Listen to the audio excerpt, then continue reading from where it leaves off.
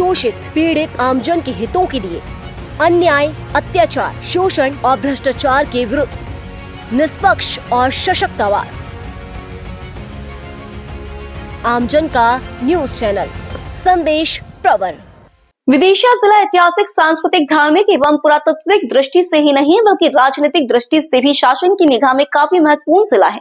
देश के प्रधानमंत्री अटल बिहारी वाजपेयी विदिशा से सांसद रहे हैं।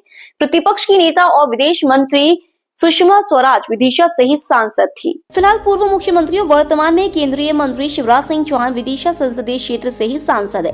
इसलिए शासन की निगाह में विदिशा एक महत्वपूर्ण जिला है। विदिशा जिले की प्रगति और विकास बेहतर ढंग से हो सके, इसलिए मुख्यमंत्री डॉक्टर मोहन प्रकाश यादव ने योग्य, कर्मठ और भरोसेमंद IAS अफसर रोशन कुमार सिंह के लिए 6 महीने पहले विदिशा कलेक्टर की कमान सौंपी थी। बीते 6 महीनों में कलेक्टर रोशन सिंह ने विदिशा के विकास का क्या रोड मैप तैयार किया है और उसमें कितनी सफलता मिली है, यह जानने के लिए संदेश प्रवर के संवाददाता ब्रजेंद्र पांडे ने उनसे मुलाकात की। एक सवाल किया और उनके सामने आया कि मध्य प्रदेश की जन कल्याणकारी योजनाएं समूचे प्रदेश के साथ साथ विदिशा जिले के विकास के लिए भी आवश्यक है। जरूरत है उनका पूरी ईमानदार और तत्परता के साथ क्रियान्वयन करने का। कलेक्टर रोशन सिंह यह कार्य पूरी शिद्दत से कर रहे हैं। शिक्षा, स्वास्थ्य, गौ संवर्धन, गोपालन और चरणोई भूमि से अतिक्रमण को सिंह ने प्राथमिकता के आधार पर लिया है। इस वक्त हमारे साथ मौजूद हैं विदिशा जिले के कलेक्टर श्री रोशन सिंह जी। विदिशा एक हाई प्रोफाइल जिला है। पूर्व मुख्यमंत्री शिवराज सिंह चौहान जो वर्तमान में केंद्रीय मंत्री हैं, विदिशा न केवल उनकी कर्मस्थली बल्कि उनकी निर्माण स्थली भी रही है। इसलिए उन्हें विदिशा के विकास और निर्माण की चिंता रहती है।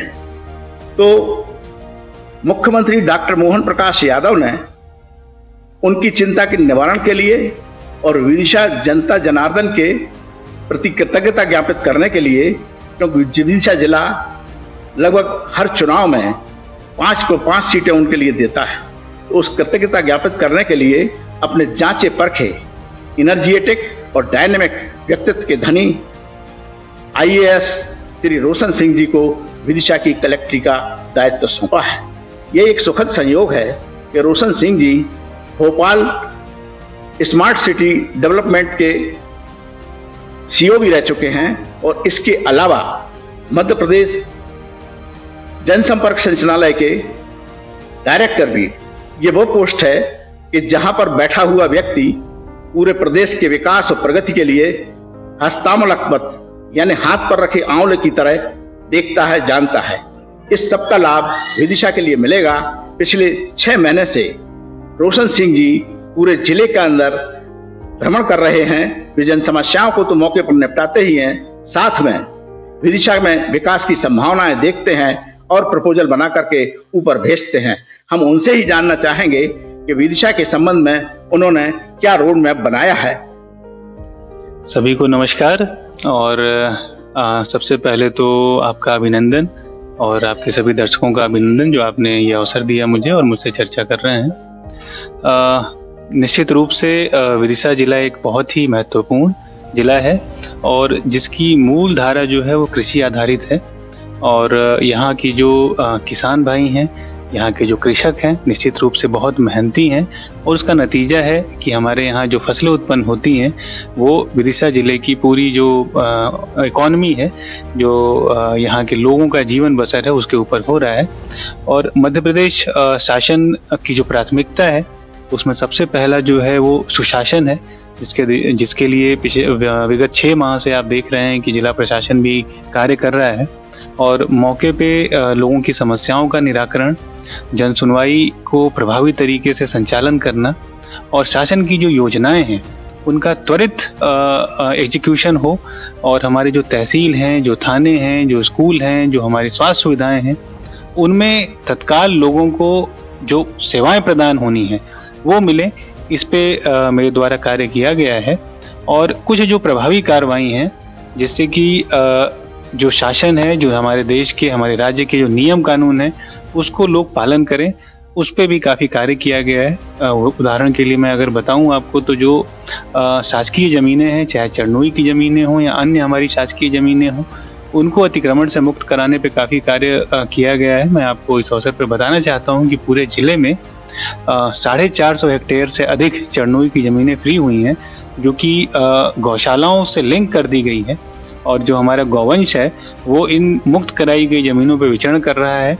और जो स्व सहायता समूह है, इसको भी हम मैप करने की कार्रवाई कर रहे हैं, जिससे कि वहाँ पे जो गोबर और गौमूत्र से जो चीज़ें उत्पन्न बनाई जाती हैं उनको बनाया जाए और उनका उपयोग किया जाए। तो ये कुछ प्रयोग रहे हैं विगत 6 माह के कार्यकाल में। आगामी दिवसों में भी विकास कार्य, स्वास्थ्य, शिक्षा पे मेरा फोकस रहेगा, जिससे कि जिले वासियों को उसका लाभ मिल सके। मुख्यमंत्री जी 15 जनवरी को आए थे, तब विदिशा के सांसद और केंद्रीय मंत्री शिवराज जी और स्थानीय विधायक मुकेश टंडन ने लगभग 105 सूत्रीय ज्ञापन उन्हें दिया था, और उन्होंने लगभग सभी मांगे मंजूर करते हुए घोषणा की थी। तो उस संबंध में क्या प्रक्रिया चल रही है, कृपया बताएं। जैसा आपको विदित है, विगत 15 जनवरी को विदिशा शहर में कार्यक्रम हुआ था, और उसमें माननीय मुख्यमंत्री जी ने कई घोषणाएं भी की थी और कई जो मांगे हैं वो भी आई थी। एक प्रक्रिया होती है, उस प्रक्रिया के तहत जो भी मांगे उस कार्यक्रम में आई थी उनको संबंधित विभागों को भी प्रेषित कर दिया गया है, मुख्यमंत्री कार्यालय में भी प्रेषित कर दिया गया है, जीएडी में भी प्रेषित कर दिया गया है, जिससे कि उस स्तर पे भी विभागों से फॉलोअप हो जाए। जो प्रमुख जो मुझे अभी ध्यान आ रहा है उसमें एक तो ये था कि विदिशा जो शहर है वो अभी वर्तमान में नगर पालिका है, उसको नगर निगम बनाने की मांग हुई थी, जिसमें माननीय मुख्यमंत्री जी द्वारा सहमति दी गई थी। अब उसका प्रस्ताव जो है नगरीय प्रशासन विभाग उसका परीक्षण करेगा और आगामी कार्रवाई जैसा मैं बता रहा था वो होगी उसमें। 2-3 और इस तरीके की मांगे आई थी, जो जिले की सिंचाई सुविधाएं हैं, जो स्वास्थ्य सुविधाएं हैं, मेडिकल कॉलेज और जिला अस्पताल का विषय है, उसके संबंध में भी घोषणाएं की गई थी और उसकी आगामी कार्रवाई की जा रही है। विदिशा में बेतवा नदी लाखों लोगों के लिए जीवनदायिनी है, और फरवरी के बाद जब धार टूट जाती है तो इसमें मलजल बहने लगता है, जो स्वास्थ्य के लिए हानिकारक है। इसके लिए आप कोई कार्रवाई करेंगे क्या? निश्चित रूप से विदिशा शहर बेतवा नदी के किनारे बसा हुआ है और बैस नदी भी यहाँ से निकलती है, और मैं देखता हूँ कि पूरे ज़िले में बेतवा नदी जगह जगह पर पूरे ज़िले से होते हुए फिर आगे बढ़ जाती हैं और फिर फाइनली जाके यमुना में और गंगा जी में जाके मिलती हैं। यहाँ के शहर के लोगों की भावनाएं बहुत जुड़ी हुई हैं बेतवा नदी से, जो कि बहुत ही स्वाभाविक भी है। हम उसका सम्मान भी करते हैं, और जैसा आपके द्वारा ये विषय उठाया गया है, बेतवा नदी स्वच्छ रहे, निर्मल रहे और पूरे वर्ष प्रवाहमान रहे। निश्चित रूप से इसके बारे में कार्य किया जा रहा है और हम उस पर कार्य कर रहे हैं कि कार्य योजना बने, जिससे कि जो हमारा कैचमेंट एरिया है उस पूरे कैचमेंट एरिया में 2 चीज़ें हों। नंबर 1 कि कैसे जो नदी को पूरे वर्ष प्रवाहमान बनाया जाए, जिससे कि आप जो बता रहे थे कि धार टूट जाती है वो स्थिति हो ही ना, पूरे वर्ष प्रवाहमान रहे। उसके लिए हमें जो वृक्षारोपण या इसके विदिशा शहर के अपस्ट्रीम में जो छोटे छोटे नदी नाले जो हैं वो कई अतिक्रमण के कारण या अन्य किसी कारणों से जो है उस पर कब्जा कर लिया जाता है, या पानी का जो मार्ग है वो अवरुद्ध कर दिया जाता है, उसको कैसे बढ़ाया जाए जिससे कि पानी का आवक नदी में बढ़े। नंबर 1 तो ये अप्रोच रहेगा। नंबर 2 जो है, नदी में किसी भी प्रकार का कोई नाला मलमूत्र ना मिले, इसके दिशा में भी निश्चित रूप से कार्य योजना बनाई जा रही है और कई विषयों पे कार्य भी हो रहा है। शहर के कुछ जो पुराने नाले हैं जो कि अनट्रीटेड तरीके से नदी के अंदर जाते थे, उनको अब टैप कर लिया गया है और उस पे जो है नाला बन रहा है और एसटीपी लग रहा है, ईटीपी लग रहा है। जैसे चोरघाट नाला एक शहर का एक पुराना विषय है जिसका कि कार्य भी शुरू हो गया है, उसी प्रकार से अन्य भी जो इस तरीके के जो पानी जाके गंदा पानी मिलता है नदी में, उसको भी साफ किया जाएगा और शहर की भावना का पूरा सम्मान करते हुए बेतवा नदी को पूरे तरीके से स्वच्छ और निर्मल किया जाएगा। मुख्यमंत्री जी ने जो घोषणाएं की थी उनमें एक नर्मदा जी के जल को लाने का भी था, उस संबंध में कोई प्रक्रिया शुरू हुई है क्या?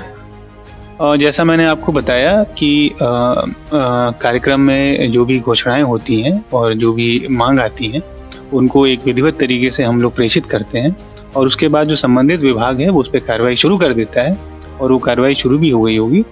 और लेकिन चूंकि ये एक बड़ा प्रोजेक्ट है, बड़ा विषय है, उसमें स्वाभाविक रूप से थोड़ा समय एक और गंभीर समस्या है शहर की। एक तो अभी परीक्षाएं शुरू हो रही हैं, दूसरे व्यापारी लोग भी बहुत परेशान हैं। डीजे जो है काफी शोरगुल करते हैं और कुछ लोगों की तबीयतें भी बिगड़ जाती हैं। डीजे के ऊपर प्रतिबंध भी 10 डेसिबल के बाद लगाया है सुप्रीम कोर्ट ने। इस दिशा में प्रशासन की ओर से कोई कड़े कदम उठाएंगे क्या? निश्चित रूप से देखिए, ये एक बहुत ही गंभीर विषय है और इसमें मैं आपको अवगत कराना चाहूँगा, क्योंकि आगामी दिवसों में बोर्ड की परीक्षाएं भी बच्चों की शुरू होनी है और प्रशासन इसके बारे में बहुत ही स्पष्ट है। किसी भी प्रकार की तेज आवाज़ में निर्धारित समय के बाद किसी भी प्रकार का जो कोलाहल है, जो ध्वनि प्रदूषण है, वो बर्दाश्त नहीं किया जाएगा और तत्काल कार्रवाई होगी, प्रभावी कार्रवाई होगी। अभी भी आपको विदित होगा कि कई जो डीजे संचालक हैं उनसे चर्चाएं कर ली गई हैं, उनको अवगत करा दिया गया है और ये बिल्कुल जीरो टॉलरेंस का विषय है। और खासकर जैसा मैंने बताया, बोर्ड परीक्षाओं का समय है। आपके माध्यम से मैं आपके दर्शकों को और शहर के वासियों को भी अवगत कराना चाहूँगा कि जहाँ पे भी अगर इस तरह का कोई विषय आता है, निश्चित रूप से आप प्रशासन की जानकारी में लेके आइए और तत्काल कार्रवाई की जाएगी और इस पर प्रभावी कार्रवाई की जाएगी। धन्यवाद कलेक्टर साहब। आपने अभी देखा कि विदिशा के कलेक्टर काफी सुलझे हुए, सकारात्मक सोच वाले और एक्टिव हैं। हम देखते हैं उन्होंने जो घोषणा की हैं वे कितने समय में अपने परिणाम पर पहुंचती हैं। धन्यवाद।